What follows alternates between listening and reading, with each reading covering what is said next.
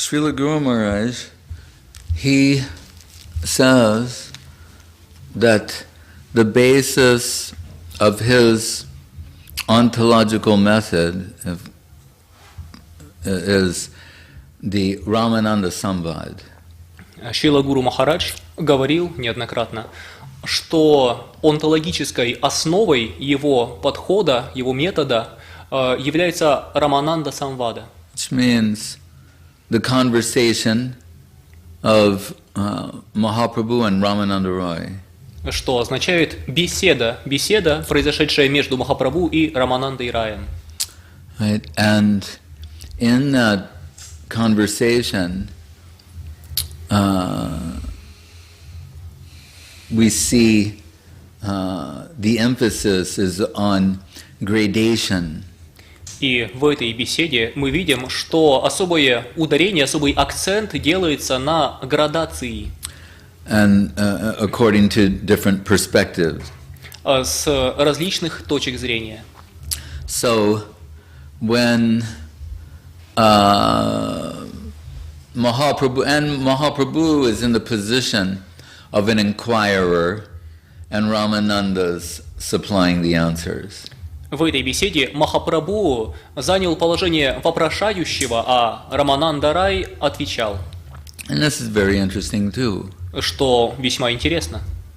Say, for example, in Bhagavad Gita, Krishna is speaking, Arjun's full of doubts, he's inquiring from Krishna, Krishna supplying the answers. Ведь, например, в Бхагавад-гите там Арджуну, преданного Кришны, одолевают сомнения, и он задает их, и Кришна развеивает его сомнения, давая многочисленные ответы на вопросы. There's so many great Puranic tales where many devotees or great sages, they approach the Lord in one of his numerous incarnations and hear from him. Также в Пуранах, других священных писаниях есть множество историй, которые происходят примерно по такому шаблону. Множество мудрецов, великих духовных деятелей собираются и обращаются к Господу в одном из его многочисленных воплощений, чтобы тот дал им ответы. But here, Mahaprabhu, he's inquiring from Ramananda. Но здесь Махапрабху задает вопросы Рамананде. And Mahaprabhu is sannyasi. And Ramananda is by status grihastha. При этом Махапрабху находился в статусе саньяси, а Рамананда с общественной точки зрения грихастха, семейный человек. That also contradicts the stereotype. Это также подобное положение вещей противоречит стереотипам. Normally, the sannyasi, the grihastha, comes and sits at the feet of the sannyasi and inquires from him some instructions. Поскольку обычно принято считать, что в большинстве случаев грихастха, семейный человек приходит к саньяси, монаху, и, садясь у стоп этого монаха, начинает задавать ему вопросы. So, just considering the setup,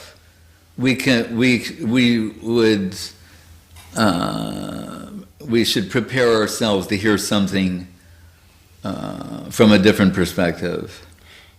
Поэтому даже просто учитывая весь этот антураж, то, как была обставлена эта беседа, уже эти обстоятельства должны нас натолкнуть на то, что наверняка в этой беседе будет предложена необычная точка зрения. And Mahaprabhu, having taken sannyas, he's traveling, generally told, to the southern part of India, but and everywhere he goes, he's establishing the superiority of Krishna conception. После принятия саньясы Махапрабху отправился в странствие по Индии. В целом, в общем и целом, нам говорят, что он отправился на юг, в южные части Индии, и путешествуя там, он везде устанавливал превосходство идей служения Богу, преданности. He's meeting representatives of different schools of theistic thought. В своих путешествиях он встречался с представителями различных школ мысли, с различными богословами. Or even agnostic or atheistic. А иногда встречался с агностиками или даже атеистами. And repeatedly he is establishing superiority of Krishna conception. И снова во всех этих беседах и дискуссиях он утверждал, доказывал превосходство Кришна-концепции. But with Ramananda, he's come to hear. Но в случае с Раманандой Махапрабху пришел, чтобы слушать. And as mentioned there, Mahaprabhu, it's on the Godavari, the banks of the Godavari river, and Mahaprabhu is there alone. Ramananda comes, we're told, accompanied by many, an entourage, Brahmins, singers even, an entourage. И там описывается, как происходили эти события. Сказано, что Махапрабху был один на берегу реки Годавари во время своих странствий. И в это время Раманандарай также приехал на берег, но он был не один, а в окружении, вместе со своим окружением. Рядом с ним было множество браминов, даже певцов, множество людей. Because not only is he grihastha, but he's governor. He has a position. Поскольку Раманандарай был не просто грихастхой, он также был губернатором, занимал достаточно высокое положение. And when he sees Mahaprabhu on the bank of the Godavari river, it's described there, it appears at first glance as though the sun itself, dressed in the saffron garments of a sannyasi, that sort of radiance is sitting there. И когда он впервые увидел Махапрабху, то там описано, что это было подобно тому, как если бы солнце, одетое в их шафрановые одежды саньяси, подобного рода сияние явилось ему на берегах Годавари. So Ramananda, he is hesitating to take that position of instructor. И Рамананда, поскольку он увидел Махапрабху подобным образом, он, естественно, стеснялся занять положение наставника, говорящего, инструктора. But it's the will of the Lord that he'll be a puppet. Но воля Господа была именно такова, чтобы Рамананда стал куклой в руках Господа. Or as he later says, like, I am a musical instrument and you're playing me. Или, как позже You're responsible for these sounds. Как позже сказал сам Рамананда, он сказал Махапрабху: «Я музыкальный инструмент, а ты играешь на мне, поэтому только ты отвечаешь за то, что выходит, сейчас является из меня». And when he suggests the impropriety of he's the sannyasi, he's the how can he instruct him? The famous verse is there. Kiba bipra, kiba nyashi, shudra kyane noi, jai Krishna tattva veta, say guru hoy. That the formal aspect is irrelevant to the substance possessed within. И когда Раманандарай указывает на то, что это неуместное положение, что он, как семейный человек, грихастха, будет давать наставления или давать ответы саньяси, то Махапрабху явил этот знаменитый стих, где утверждается, что сути, содержанию следует уделить первостепенное значение по сравнению с формой. So if someone knows Krishna Tattva, say Guru Hoy. There's Guru. Сказано: кто бы не знал Кришна-татву, истину о Кришне, тот является гуру. But Mahaprabhu, we would say, he's asking loaded questions. Но Махапрабху, мы можем сказать, задавал непростые вопросы, вопросы с подковыркой. Because he wants this conversation to go in a particular direction. Потому что он хотел, чтобы эта беседа двигалась в определенном направлении. So when he as a standard, we could say in a spiritual discussion, it's going to be about what's the purpose of life. Обычно таков общий стандарт бесед на духовные темы, тема разговора «В чем смысл, предназначение жизни?». That's what spiritual, the basic spiritual discussion is about. What is the purpose of life, of existence, beyond base necessities that are obvious? Ведь именно этому посвящены все духовные беседы, духовные истины низшего или базового порядка, в чем смысл жизни, помимо каких-то базовых низших потребностей. And the goal. В чем цель? And Ramananda begins by saying, Varnashrama Charavata Purushena Patak Praman. Vishnu Aradhyate Pungsan Nanyatata, I believe it goes there. Saying that is to structure society in such a way that it ultimately focuses on worshiping the personality of Godhead. И Рамананда Рай отвечает на вопрос о смысле и предназначении жизни этим стихом, где сказано, что когда общество структурировано, устроено таким образом, чтобы в конечном счете привести каждого и задействовать каждого в поклонении личности Бога. Guru Maharaj once put it very nicely. He's saying how Varnashram, in a nutshell, he said is how society can march from ignorance toward Vaikuntha. Однажды Шрила Гуру Махарадж изложил, можно сказать, суть Варнашрамы предельно коротко, в одной фразе. Он сказал, это такое устроение, когда общество может маршировать из невежества на Вайкунтху. But anyway, this is where he begins. Так или By иначе. suggesting through Varnashram, the spiritual, structuring society in such a way that people can realize spiritual goals. Он начинает их беседу именно с этого ответа. Он говорит, что предназначение жизни в том, чтобы структурировать, устроить общество таким образом, чтобы стремления людей сменялись на духовные идеалы. And Mahaprabhu says that's external. Но Махапрабху отвечает, это внешнее. So then Ramananda, he references Bhagavad Gita. Тогда Рамананда ссылается на Бхагавад-гиту. And this is going to get more to the point of your question. И здесь мы подходим ближе к сути вашего вопроса. Is slokas from the Bhagavad Gita are within the context of this conversation rejected by Mahaprabhu as being external. Поскольку в контексте этой беседы шлоки Бхагавад-гиты были отвергнуты Махапрабху как внешние поверхностные утверждения.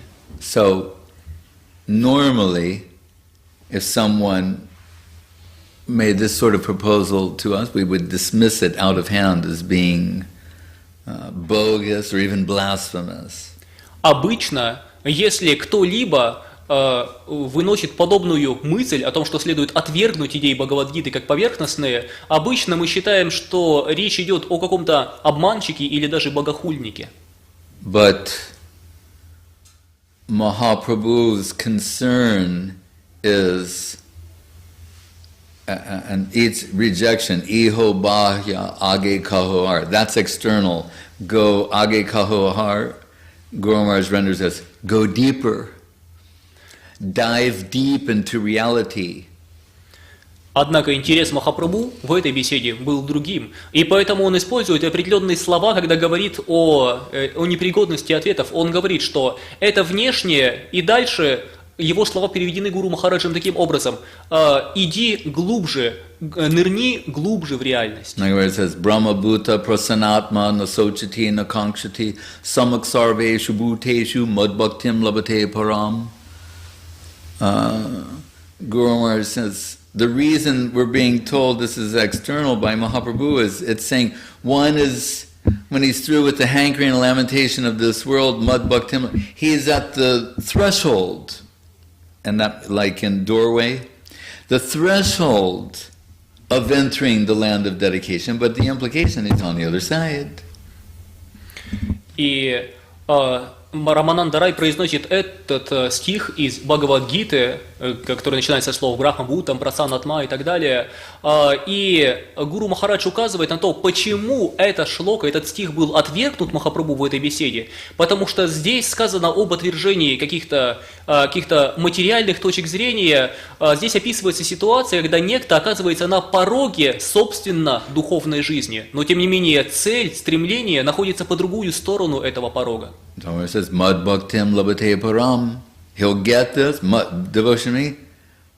And the implication, he doesn't have it. Ведь в этой шлоке Right? If сказано... we're saying, now he'll get that, then he must not have it yet.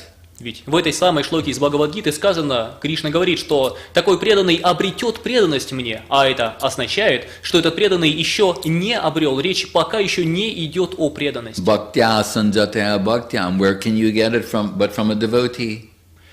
One who's got it. Преданность можно обрести только от другого преданного. So anyway, Guru Maharaj like this. Sometimes I asked Gurudev once. I'll preface this by saying, Guru Maharaj was what we call legally blind. Mm-hmm. You know what that means? I mean, like he's wearing glasses, but he can't really see so well. He's legally blind. Doesn't mean he can't see anything, but like he couldn't read, for example. И прежде всего следует заметить, And we're talking about in his old age, in his 80s, 90s. Шрила Гуру Махарадж, в данном случае мы говорим о его преклонном возрасте, когда ему было уже за 80 лет, под 90, он был, формально говоря, слеп, то есть у него была определенная категория слепоты, он не был совершенно слеп, разумеется, но ему было крайне сложно разглядеть, рассмотреть что-либо. The days of reading books were like long ago. Для него к тому времени дни, когда он мог читать книги, давно-давно прошли. But Guru Maharaj had this extraordinary ability of like total recall of what he had read. Но Гуру Махарадж обладает этой уникальной способностью в точности вспоминать то, что он когда-либо читал. But I asked Gurudev, I said, but does Guru Maharaj, I mean, why? I just, you ask silly questions sometimes, because you can, or you're being indulged. And I said, does Guru Maharaj ever read, any scriptures? И я помню, я однажды задал Гурудеву такой вопрос. Знаете, иногда бывает, что мы задаем какие-то просто глупые вопросы, просто потому что можем, или потому что нас балуют, нам позволяют, так или иначе. Я задал однажды Шиле Гурудеву такой вопрос. А Шила Гуру Махарадж вообще когда-либо читал? Когда-либо? I'm saying like once, and Gurudev said, oh, sometimes he has me read to him. Гурудев отвечал, иногда он просил меня читать ему. I said, oh, really? What? Да, правда, а что? And he shook his head. He said, only one thing. Гурудев потряс головой и сказал только одну вещь. Ramananda samvada. Рамананда самваду. That he liked to hear again and again.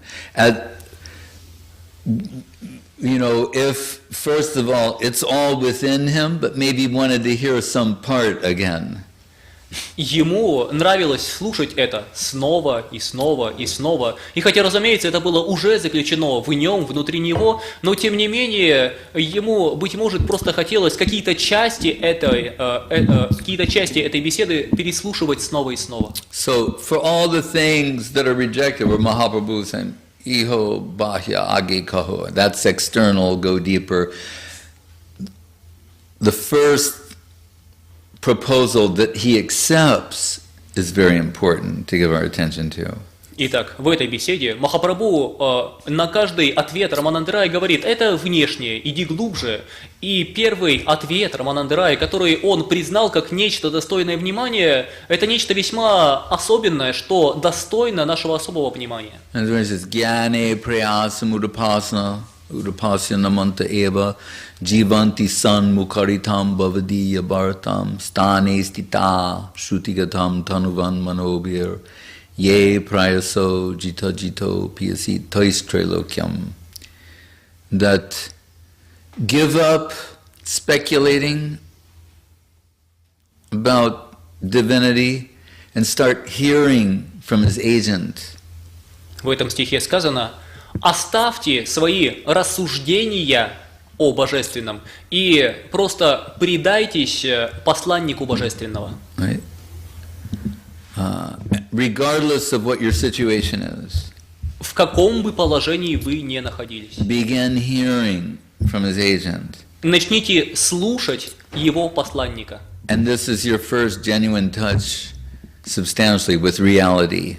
И это будет вашим первым подлинным соприкосновением с реальностью. And that awakens some appreciation in the heart that brings you in deeper connection with that substance.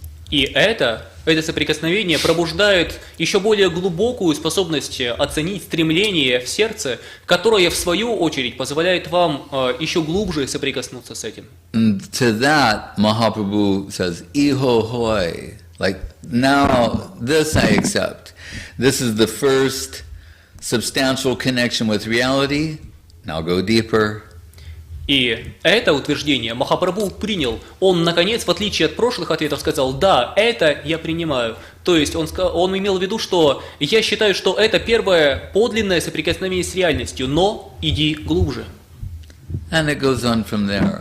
И беседа продолжалась дальше. Up to and including the point where Mahaprabhu reveals himself as the worshipable deities of Srila Saraswati Thakur, his followers of Rasaraj, Mahabhav, Duyakarup, Rasaraj Krishna, Mahabhav Radharani, and as Gauranga Mahaprabhu.